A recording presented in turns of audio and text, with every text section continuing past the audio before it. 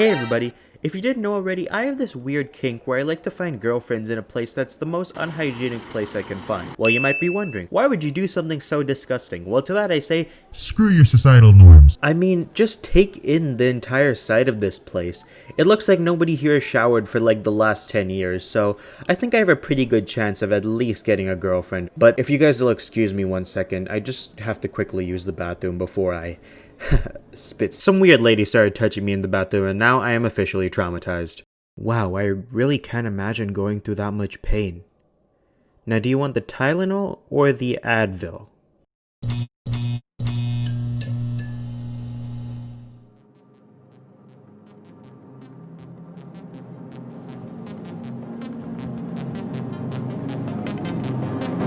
She was 24 and I was only 14. Only wanting to hold on to his snake.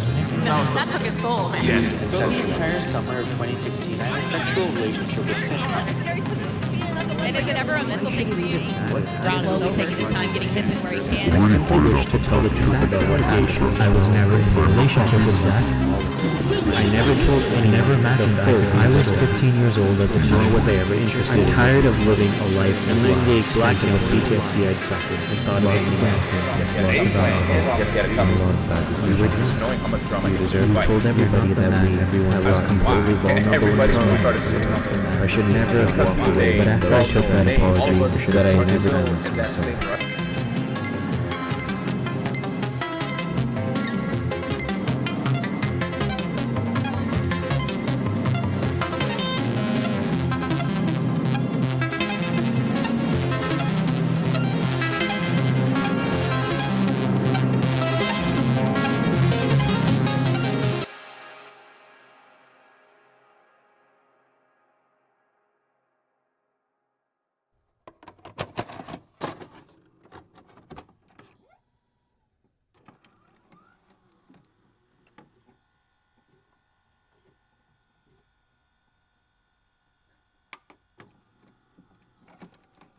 On July 1st of 2020, the professional Smash player Puppeh released a document detailing his experiences during the summer of 2016 with someone going by the name of Cinnpie. Now, if that name doesn't ring any bells, I don't blame you because I had to search through like 3 social media platforms and even then I could barely find any information about her. But what she's most known for is being a commentator in the Smash scene, or more notably, her having boobs and playing video games. However, while she was a commentator in Smash, she had some pretty dark secrets behind the scenes detailed in Puppeh's twitlonger. Now, Puppeh's twitlonger reads, my experience with Cinnpie. Throughout the entire summer of 2016, I had a sexual relationship with Cinnpie, Cinnamon as she was known as during that time. She was 24 and I was only 14 during my experiences. I was manipulated, used, and sexualized. My entire life, I loved competing in Smash, and when I was 14, that was pretty much all I did. I could only travel to the big tournaments Zandu, The Cave, Fantastic Smash, during the summer since they were on the weekdays and I had school. Since I was 14 and couldn't drive or anything, I would end up carpooling up to these tournaments. My friends and I would do it on a weekly basis and would travel up to the further away weeklies on Tuesday, Wednesday, and Thursday. Cinnamon and I were really good friends with each other at the time, from traveling to locals together so much, and we ended up liking each other a lot. Sometime before the summer of 2016, Cinnamon initiated sexual conversations on Snapchat with me, and I'd respond, but I would never truly know if anything would come of it. Cinnamon and I would DM on Facebook and Snapchat on a daily basis. Her accounts on both are deleted currently and have been for a while. The first sexual thing that happened between the two of us happened one night after we got back from one of the tournaments we traveled up to. After the tourney, we went to the place we were staying at, and once we got there, everyone started playing Smash and then Mario Party after. People started drinking once we got back, which happened regularly once we would reach wherever we would be staying for the night, but I would never drink myself. Something crazy ended up happening in the game we were playing, and since I was a hyper kid, I ran into the hallway towards the bathroom away from the main room we were all playing in like a joke prop-off. Cinnamon, who was pretty drunk at the time, then ran after me and tackled me to the ground and started to make out with me while laying on top of me. That incident probably happened for about 15 to 20 seconds, and then after we just went back and kept playing. I was pretty much in shock the whole time it was happening. I wasn't really opposed to it though, since I was 14 at the time and liked her a lot. We spent basically every week together during that summer, so on top of the sexual things we would do, made me start to develop pretty strong feelings with her. That was one of the many times I had a sexual experience with her, but I'm not gonna go into detail about every single time since then, since some of them are a blur in my mind, and I only remember probably 3 or 4 times vividly. We would usually sleep together most nights after the first incident happened, and we would kiss a lot and cuddle during those nights. Our sexual relationship escalated as far as oral sex, but never as far as sexual intercourse. Our pseudo relationship pretty much lasted the entire summer, and she played with my head so often during that time, and it still really fucks with me to that day. I truly believe most of my mental issues stem from that summer and how she treated me. She would tell me things like, "We can get together when you're 18. She would make me periodically delete our Facebook messages and constantly remind me that I couldn't tell anyone, even though that was obvious to me. She would consistently gaslight me and make me question myself all the time, while I was only 14 and still trying to find myself as a person.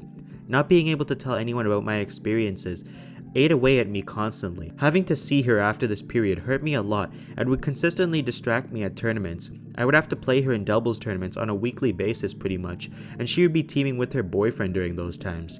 That would especially hurt me. I was super bitter about the whole thing and would BM every set in doubles I played versus them. You can still find YouTube sets of me doing this at old Smash 4 weeklies. I never knew how to process these emotions at the time. I honestly still struggle and try and understand them to this day. I could write for hours about my countless experiences during that summer, but that would make this insanely long. My reason for writing this is so that I can hopefully be at peace with my experiences finally. I'm so tired of having to be silent for years and years now, and I'm tired of hurting over it. I'm not looking for revenge or anything like I would have been back then when I was petty and immature. I'm writing this in hopes to simply just be at peace with myself and move on from this period of my life. I've been depressed for so long, in major part due to that summer. I'm tired of hurting over this and being afraid to speak out. I've lost many hours of sleep over this situation, writing this and thought of releasing this. If you made it this far, thank you for reading. Now before all of the horny people start storming my comments saying that Puppeh wanted this, let me just remind you, kids want a lot of things when they're young, but you shouldn't essentially just give it to them. I mean, I wanted a PS5 for Christmas, but instead I got a USB-C adapter for MacBook, 5-in-1 MacBook Pro Air, USB-C adapter with 4K HDMI, 2 USB 3.0 ports, SD and micro SD card reader.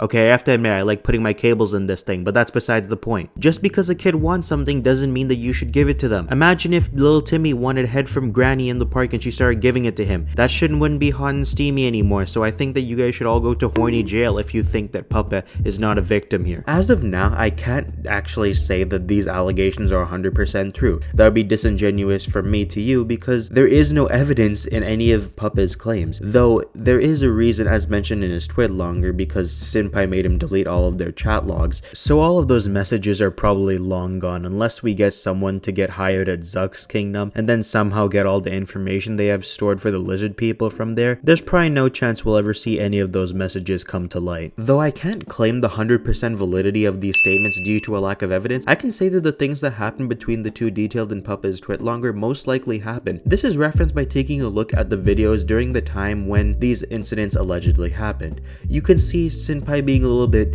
touchy-feely with Puppeh, who at this point is 14. You can see these in these images that something is definitely weird about the whole situation no matter how you look at it. A grown adult putting their hands on a child that way is kind of weird considering the fact that they're supposedly only just best friends. I mean, if I had supposed best friends like Cinnpie, my virgin point counter wouldn't be -100. Now I get what you guys might be saying. This shouldn't be considered evidence. People touch each other in weird places all the time when they're best friends. But to combat this, I actually got into contact with someone who was a previous boyfriend of Cinnpie around the same era where she was doing these things with Puppeh. Now, this person is now going to be referred to as an ex from the community as I read our Twitter DMs. The reason I'm referring to them as an ex from the community instead of by their actual name is due to privacy reasons, and I hope you guys will understand that this person is in fact the real deal and not something made up by me. Now, this ex from the community says that Cinnpie, her whole thing was just manipulation. It wasn't just cheating on people like she did with him. She just wanted to do whatever she wanted because she believed the world was centered around her.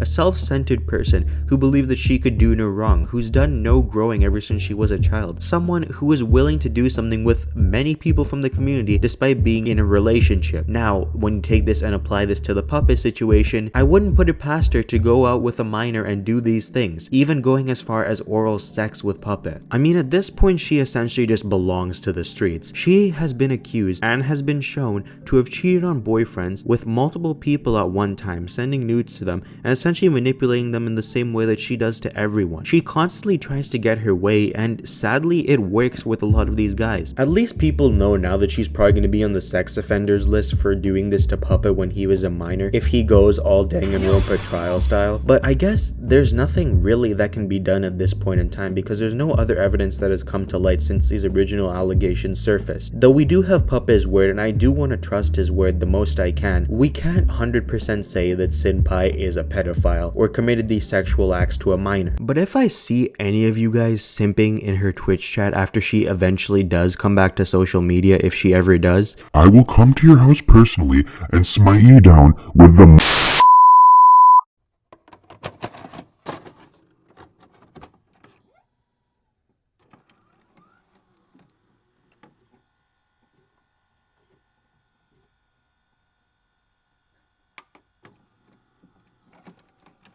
Only one day later, after Puppeh released his document detailing the abuse he suffered at the hands of Cinnpie, another document was released on the Twitter account going by the name of KTDominate. The document itself details the unwanted sex between the person writing it, Kate, and the Smash Bros commentator D1. D1 was someone who was really beloved by the community he was a part of. People really enjoyed his commentaries on Smash Bros and really enjoyed him as a person. But to learn of these things, it could potentially be career ending for D1. Well, it would be, but there's more to the story than what I'm about to read to you right now. Smash the Record 2016. I was I've never been brave and I've never spoken out, but I'm hurting. I've been hurting for years, and here is my courage of coming out. November 11th, 2016 was probably one of the worst times of my life, my 18th birthday. I had the pleasure of going to STR, one of everyone's favorite events, and everything was fine until one party, lots of dancing, a lot of alcohol, and a lot of bad decisions. I'm not coming out because I want you to be cancelled if you are reading this. I can imagine in 3 years that you have grown, and I know that you have grown as a woman since then. I'm coming out because I was never brave when I was younger, and I was scared of you, scared of judgment, scared of people not believing me. So I stayed safe under the wings that I knew were safe, and I took your forced apology as a stopping point and as closure. I deserve more. I deserve more. So I'm not sure why I'm sorry, but I'm sorry, D1. You're not the man who everyone thought you were. I'll try and get this out as quickly as possible, and I'm sorry for mentioning others involved. This is not meant to cause drama. It's just 5 a.m. and I'm up crying because I can't handle the PTSD. I went to a party accompanied by Jesse, better known as MVD. He was my hotel mate along with my friend Haley and my friend Clyde. Many other people I knew in the community were there at that party in that hotel ballroom. Everyone 9 shades from the wind of drinking, dancing, and having an amazing time, as I was. MVD always kept a very close eye on me and was always so protecting of me. I was very drunk, which the gyms who are going to read this and say, you were drunk, you deserved it, you probably consented, drunk does not equal consent. Drunk will never equal consent. Don't be that guy. The night went on as more alcohol consumed. I remember D1 coming up to me and asking to dance. We started dancing. Like I said, I was having a great time. And then D1 asked me to go with him. An outstretched hand, and I went with him. To this day I pray someone would have grabbed me or him and stopped us, but I followed. I don't remember which hotel room we went to, but I do remember that I had nothing on me. I had a dead phone, no ID, no room number, no diabetic supplies, nothing. I was completely vulnerable in this moment. I should never have walked away from those trying to protect me. The next moment I remember, I'm somehow having with D1, full penetrative, and the next flash that I remember, vomiting, everywhere, profusely sick, alcohol and a blood glucose level probably in the 700s. I was terrified. I don't remember kissing him, getting undressed, none of that, but I was naked and vomiting, and suddenly I blacked out completely. In the very early morning, 5 to 6 a.m. that next day, I woke up naked still, discussing it alone in a random hotel room. Still don't know if it was his because nothing was there. Said previously I had nothing with me but a dead phone. Orlando was 55 degrees or so if I remember, cold for Florida. It had rained. I grabbed the clothes that I could find of mine on the floor. I had a pair of shorts, no underwear, and a t-shirt that I threw on, and I walked out. I had no idea what my room number was or anything. I walked around this hotel for 30 minutes. I'm crying at this point. Everybody is asleep. I somehow make it to the hotel lobby, where the front clerk that day a really sweet brunette lady, was obviously distressed for me as I begged for her to find my room number for me without my ID and give me a key. She did without hesitation. I wonder if she knew. I get back to the room. Clyde and MVD are there, asleep. I showered, took a nap, and changed. Now we're on to the next day of the tournament. When I walk into that venue the next day, and people all of a sudden won't look at me, they're snickering and laughing and whispering. Obviously about me? Oh, D1. I would have let it all go had this not been the case. You bragged. You told everybody that we and I was disgusting and vomited all over you. Like I was some kind of cheap that got passed around the community. I never consented to one thing with you. And you made me out to be some kind of gross teenager. I had just turned 18. It's hard not to think of you as a pedophile, but instead of just a STR is over. I separate myself from the community the best I can. I still go to verses with my friends and try to move on with my life.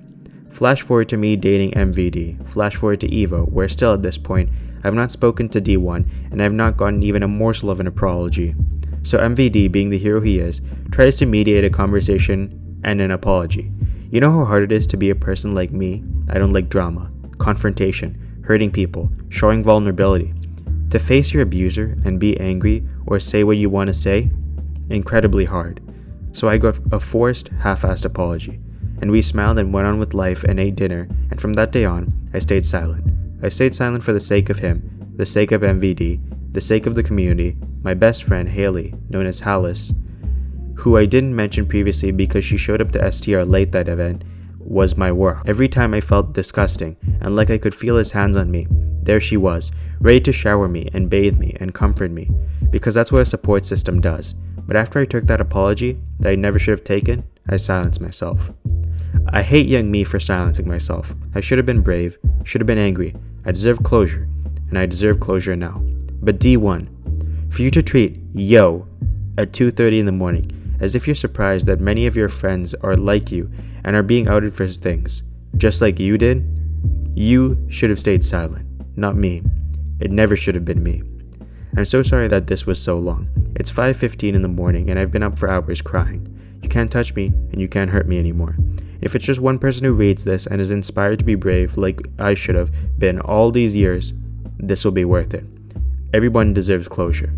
This is me trying to get mine. To many people, they just decide to pull a Yugi Moto and send D1 to the Shadow Realm just like Kaiba. But to me, I felt like there was something a little bit off about this testimony. Now, let me clarify. I'm not taking away from the victim at hand here, Kate. But all I'm saying is there's more to the story than most people let on, or at least are willing to accept. Now, me placing together a cohesive story of everything that transpired that night is completely impossible. This is because both Kate and D1 have a really poor recollection of what happened that night, due to both of them probably being blackout drunk at the end of it. Now, I can't say 100% D1 was drunk or 100% D1 was sober, but I can say that in the situation Kate was in, most people were pretty drunk. As she was saying in her twitlonger, most people had been drinking a lot during the night, so it's safe to say that D1 himself was also most likely drinking. This in my mind kind of eliminates the chance that he did this out of premeditation. It doesn't seem like he purposefully stayed sober in order to coerce Kate to come to his room and do those vile acts with him. It seems more like two drunk people who have no recollection of the night because they were flat out drunk and did things that they both regret. Now, I'm not excusing D1 from doing what he did because you've got to be a responsible adult who can take care of themselves even after they drink. In any case, D1 should have been more responsible, or at least had someone looking out for him as well, because anyone could potentially have done this. Not saying that they should have done this, but it's a potential thing that could happen to literally anyone if you're not being a responsible adult at a party. But there's also something else I'd like to mention, which Kate also does go into detail a little bit in her document. When Kate's talking about D1 after the incident, she mentions how he bragged to everybody about all these vile things that he did to her and making her seem as if she's a bad person and a disgusting person. But in D1's document, he specifically states that he didn't do any bragging afterwards, and this claim is only contested at this point. It's essentially just a battle of who do you want to believe at this point, and honestly, I kind of just don't want to believe anyone. I just know that believing someone in this situation is honestly just going to leave a another party even worse off than they are right now. And that's not something I want to do. But when you take a look at the situation, it is kind of leaning towards D1's side in the sense that he didn't purposefully or even brag at all to his friends about doing these acts. Kate's words at the ends most likely come from a state of paranoia, or at least fear of people knowing what would happen. Now, I do feel bad for Kate in this sense, potentially thinking that her friends were against her, or at least making fun of her for something that happened that was so vile. This claim could go either way at this point. Most of this is either he said or she said, because neither party actually involved truly remembers anything of actual value in terms of knowing what happened, how things got that way, and if both parties were drunk or not. Now, before I move on to my final verdict of sorts, I'd like to bring up something that kind of does pertain to the whole situation. There are two people that mentions, Esam and MVD. These two people were supposedly there for her throughout this entire situation, and though I do really feel like these people were doing the right thing, there is something that I'd like to bring up that may shed some light on the whole bragging situation. Esam mentions in a tweet after reading D1's twitlonger that he tried to warn people of how bad of a person he was, or at least warn them of D1. Now, personally, this is all just speculation, but there is a chance that the players that Esam talked to, or at least tried to warn of D1, took the whole thing in the wrong way and were so immature about the situation that those warnings about D1 eventually just became the rumors that Kate said happened. This kind of lines up with D1's document, Kate's document, and Esam's tweet. But at this point, this is kind of all just speculation.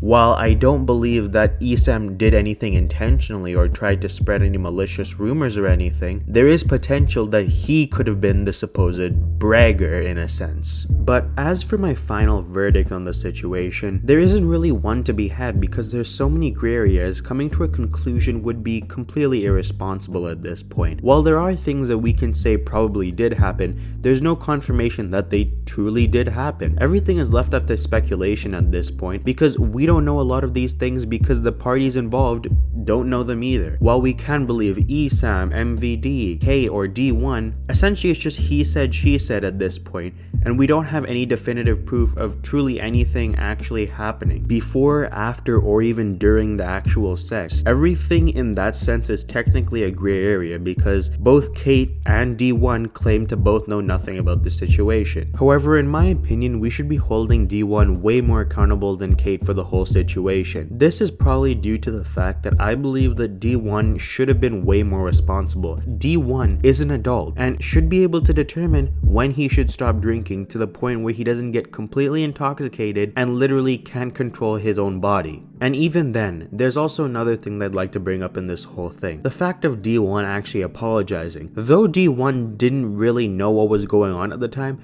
I feel like it was important for him to at least try and apologize to Kate. And going off this tweet of DMs between him and MVD, it seems as if he wanted to just move past the situation as fast as he could. And that to me is just kind of scummy at this point. If you truly believe that you were innocent, you should probably have just tried to sort it out with Kate, instead trying to move past it entirely. But then again, those DMs kind of just prove D1 to be an asshole and don't prove him of being guilty of the other things that were claimed by Kate.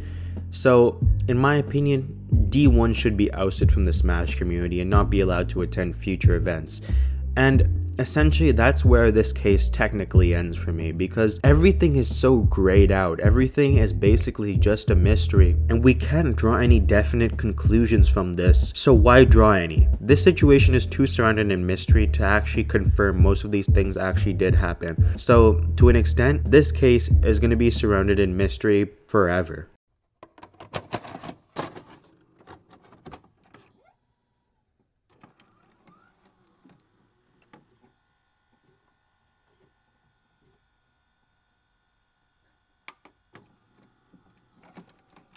On July 2nd, on CaptainZack's Twitter account, a document was released detailing the unwanted sexual activity going on between CaptainZack and the professional Smash Bros. Player Nairo. Now, let me tell you this straight off the bat. Most of these allegations are pretty bullshit and they're manipulative, so go in with your own risk taking a look at them for yourself. But when you take a look at CaptainZack's situation, essentially what he wants you to believe is that Nairo made him do these sexual acts with him, such as oral sex and stuff like that, and eventually it got to the point where Nairo didn't want this information information getting released, so he gave Zack supposed hush money. Now, again, as I said before, most of this is complete bullshit. Now, to actually see what truly happened, we have to take a look at Nairo's statement, which we will in a second, but I'd like to bring up a few things. Everyone who looked at CaptainZack's document pretty much was like, yeah, that'll work. And I mean, Nairo didn't help matters by releasing that forced apology as he claims it to be now, after just seeing everything that transpired. But I guess feeding Nairo to the lions as fast as possible was essentially the right thing to do in the situation. I don't think those were the right lions. And I mean, looking at this situation from an outsider's perspective, it really makes me want to pull a South Park and play Kick the Baby with CaptainZack, because the dude's a complete manipulator. As you'll see in multiple accounts, Zack has been proven to be a manipulator of the situation and use his age as a leveraging tool to make it seem as if he's the only one innocent in the situation. Which is pretty bullshit, because the only thing I can use my age for is a reason for my parents not to kick me out of the house. But aside from me not working in the factory even though I'm 16, let's actually take a listen to Nairo's statement after Zack released his twitlonger. Hello everybody, my name is Bonza. I run a channel of my own, and Calypso has invited me onto his channel to read a statement. I want to make something exceedingly clear. I'm not taking any sides, I am just here to read. Without further ado, this is Nairo's statement. Hey everyone, I'm so sorry for how long this took. I've had an attorney retained since July 2020 and I am planning to take legal action. I have a 30-page document detailing the full timeline with evidence, but due to legalities and because I am saving it for court, I cannot post it publicly nor address everything here, such as naming names. However, I would like to address the most important parts. Zack's allegations are all completely false. When it came out and I saw how everyone threw me away so quickly, everything I'd been repressing broke me. If my friends weren't willing to hear out my side, why would anyone else? In my panicked emotional state, I just gave up and told a friend to write a vague apology and post it. The truth is, I was never in a relationship with Zack, nor was I ever interested in him. Zack is very touchy-feely with his friends, leaning on them and lying in their laps, so I never thought deeply about it. It's embarrassing to admit, but I'm very oblivious and dense to these types of things. Plus, I'm straight and everyone knows this, including Zack. That is why I never even imagined he would do something to me. Saturday of CEO Dreamland, April 15, 2017, Zack and his friend told me that they had booked their hotel incorrectly and now needed a place to stay for the rest of the weekend. His friend had already found someone to stay with, but no one would take Zack, and they told me he'd be stranded otherwise. With that reason, they told me I was his last option, so I reluctantly agreed to let Zack stay in my room. We slept in our own separate beds, but I woke up to Zack me. I freaked out, terrified, and my body froze up, and he forcefully performed oral sex on me. I yelled at him to stop, but he refused, and only stopped when I managed to push him off. I was so shaken up by everything, what he did, his betrayal of my trust and letting him stay, that I just shut down. Dude, I covered this in one of my videos and it's still hard to fucking read. On Sunday, Zack attempted to touch me again without warning, and I rejected him, listing that this was illegal, and I felt disgusted about the day before. He kept pressuring me despite his pleas. When I told Zack to leave, he threatened to expose me, saying he'd tweet out that we did sexual things. I couldn't believe him and told him to stop this, but Zack held that over my head. He blackmailed me into a second encounter of oral sex, which he gave up midway out of annoyance of how unwilling I was. He had me under his thumb after, and I had no choice but to not get on his bad side because of his threats.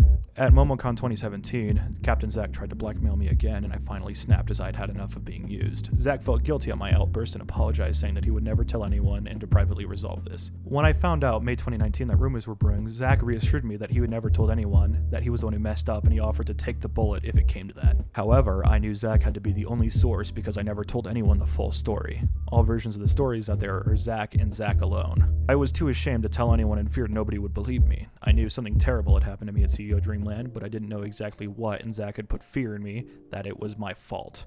I started working it out because I thought this happened to me because I was weak. I was in a state of constant severe anxiety and depression that I kept hidden from everyone else. I no longer slept properly due to frequent sleep paralysis, and I internalized the guilt and shame for years as it ate away of me to the point where I often considered suicide. I suffered alone and in silence, believing it to be my only choice in the situation where I felt so helpless and powerless about my future. On August 13th, 2019, after Zack's sponsor dropped him, Zack asked me for money. I was resistant to the idea, but his insistence combined with how I had just seen proof that Zack had blackmailed Ally and how he blackmailed me 2 years prior meant to me that the only option was I had to comply. There were only 3 payments, all at Zack's request. $2,000 on August 13th, 2019, $275 on January 13th, 2020, and $350 on February 24th, 2020. I never told him to do his part by staying quiet. Zack had confessed that the hush money story was false in a follow-up twitlonger by Tamim. After the allegations came out, I was so crushed about how my silence has been worthless in the end and broke down, eventually opening up to my brother and my closest friends about the story, and that's when I learned that what happened to me did have a word. Nairo states that he was raped, and if his story is 100% true, then yes, Nairo was raped. The cold, hard truth was that Zack had raped me and blackmailed me. With this entire time, I stayed silent because I didn't understand what happened to me. I'm paraphrasing there because this obviously wasn't proofwritten. Continuing on, I never imagined that I could be a victim of rape and never even thought of what sexual assault would look like to a male victim. I was encouraged to seek therapy, and currently I have 2 therapists that I've been with for months. They, as professionals, taught me much about sexual assault and reaffirmed that what happened to me was rape. They told me that freezing up and feeling powerless is a common reaction among victims, and that survivors of sexual assault can go months and even years without fully understanding what happened to them. Most importantly, they told me that the rape was not my fault. It's already hard enough unpacking everything I've repressed and learning the extent of the PTSD I've suffered since April 2017, but I have struggled immensely in the past 3 months with this revelation. The cruelty of how I was abandoned by nearly everyone I knew, that my rapist had manipulated the narrative to destroy my life, that the community that I grew up with for over a decade had banned me without a second thought and cast me out as a pedophile and a predator when I'm none of these things. It feels so unjust. The Nairo everyone saw and talked to on stream or at tournaments was honestly the real me. I have never abused my position and power to hurt others. I love nothing more than bringing a smile to people's faces through my streams, no matter what they were going through, and giving back to the community. I honestly felt like making other people happy was my purpose in life. I have lost all of that. My friends and my team, my ability to compete, my Twitch stream, my future. I lost my entire life to these horrible lies and thought of ending it all. But now I'm glad that I didn't continue to go down that path. To my closest friends who stuck by me and the few people that reached out to me, you have no idea how grateful I am to you. You're the reason I'm still here today. I cannot offer any more details, but should Zack or any other party continue to escalate this, my attorney will be dealing with this legally while I continue therapy. I realize that I need to heal and I must be away from the place that I once called home. Thank you for reading, Nairo. Wow, so it turned out the kid who was an asshole and a manipulator in other situations turned out to be the asshole and a manipulator in this situation. What a plot twist. But obviously I can't confirm anything, right? Essentially this whole thing is a decision-based game. Do you want to believe Nairo or do you want to believe Zack? And this is probably the reason why I didn't finish Life is Strange. Yeah, I accidentally killed Kate. What are you gonna do about it? Sue me? But I can tell you who's probably gonna get sued. Zack, because Nairo decided to lawyer up like turnabout fuck you and Ace Attorney. And let me just clarify, this doesn't automatically make Nairo the complete innocent person in this whole situation, right? A lot of people might say that Zack is still innocent and he was the victim here, and it all really depends on how the justice system actually handles it. Personally, I'm still on Nairo's side no matter what, because I believe what CaptainZack has done in the past proves that he could do something as equally scummy as this. And even a close friend of Zack, a person going by the name of Tamim over on Twitter, decided to come in on Nairo's side to prove that Zack himself was lying about a lot of things and putting a lot of things out of context. Essentially, Tamim makes the claim that Zack himself used a lot of things out of context in his twitlonger while he told a different story beforehand to Tamim. Essentially how the story goes is that Nairo didn't actually say anything to Zack, or at least Nairo didn't actually initiate anything. Nairo was sleeping in his bed and Zack was sleeping in his bed, but then what happened is Zack went over to Nairo's bed and started doing weird stuff to him, and just because Nairo didn't respond, Zack thought it was a good idea to go further. And that hush money Zack tried to use as evidence against Nairo, well, that money technically does have a whole different meaning. Tamim also says that Zack was kind of obsessed with the amount of money Nairo made and would constantly ask Nairo for money, not because Nairo wanted Zack to keep quiet about the whole situation, but because Nairo was shown to be generous towards his friends and knew that he would be able to help Zack out in some sort of way. And here's the fucking kicker, right? Zack's friend, one of his supposed close friends, literally says that he has seen Zack properly cry in the past and took a look at him crying on stream and said, "That ain't it, chief." And what fucking cracks me up the most is the fact that Zack literally got into a messaging session with this guy after his twitlonger was posted and literally said, "Oh yeah, you're kind of right." Like, of course, you literally made a twitlonger trying to make Nairo seem like he's the bad guy, like he's the villain, but in reality, you kind of just twisted the truth to make it seem as if you're the good person here. I mean, all of the truths lined in Tamim's document basically point to the fact that Zack knew what he was doing, he wasn't manipulated into doing it, and essentially just used his age as an excuse to do whatever he wanted, knowing that he wouldn't get caught.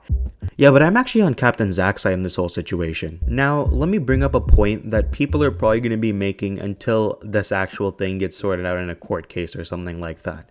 Why didn't Nairo push CaptainZack off when he started doing these things to him? Now I'm guessing what any guy would say is, I'd probably punch the shit out of him until he's lying unconscious on the floor and in a pool of blood. Now that may have some legal ramifications, but at least he didn't touch my But it is common for people to do freeze up in these kinds of situations, and essentially going off what Zack supposedly did of him just continuing to go on just because Nairo didn't stop him, it's very clear that this is just another case of someone saying, oh yeah, they didn't stop me, so I guess it was consensual. And I mean, how can you blame Nairo in this situation when Zack has literally been shown to be a liar, a lot of the stuff in his twitlonger has been proven to be false, and one of his closest friends who heard the original story firsthand literally has come out against him? But rest assured, we have this whole case safe in the justice system. We're fucked, aren't we? Well, that was part 1 of this series. I don't know if I'll continue it because there's a whole nother list of people to get through, but it really depends on your reception to this and the overall reception to this video on YouTube. If people genuinely actually take a look at it, I'm willing to make the rest of the series a thing, but obviously I kind of want to stick to doing more lighthearted content in which I can go all crazy with the editing and stuff. But I really do hope you guys enjoyed listening to this because yeah, I know you're on a different tab, don't even pretend like you're here right now. But I'll admit, this whole process has been really time consuming, but to see the final product so well done in my opinion, it really makes me happy to see you guys are willing to watch this and are willing to stay and wait for me. But I guess I'll see you guys when I see you again because I really don't know how school's gonna go. It's been really tough on me and it's really scary to see if my YouTube channel will die or something like that, but just know, no matter how long you guys have to wait for a video will always come. No matter what, even if I have 10 pages of work to do or 100, I'll be back for you guys sometime in like a few months. I really don't know. But I guess until next time, bye.